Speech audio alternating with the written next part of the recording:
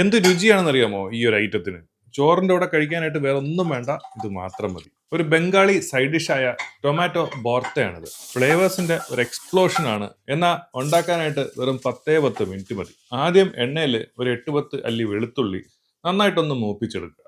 Medium സൈസിലുള്ള 2-3 സവാള അരിഞ്ഞ് അത് ഒന്ന് നന്നായിട്ട് മൂപ്പിച്ചെടുക്കുക. അതിനുശേഷം ഒരു 8-10 വറ്റൽമുളകോ പിരിയമുളകോ അതും ഫ്രൈ ചെയ്ത്, ഒരു 3-4 മീഡിയം സൈസ് ടൊമാറ്റോ ഇതേപോലെ ഫ്രൈ ചെയ്ത് അതിന്റെ തൊലി മാറ്റി ഇതെല്ലാം കൂടി നന്നായിട്ടൊന്ന് ചതച്ചെടുക്കേ വേണ്ടൂ.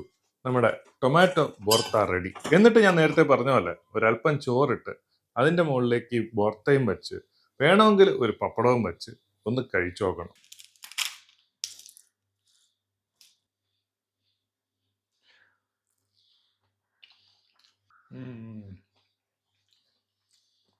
ടീപ്പൊളി. ചോറിൻ്റെ കൂടെ വേറെ ഒന്നും വേണ്ട കഴിക്കാൻ. ഈ ഒരു ടൊമാറ്റോ ബോർത്തയും റൈസും ഒരു പപ്പടം പോലും വേണ്ട. അടിപൊളി ടേസ്റ്റ്. Must try.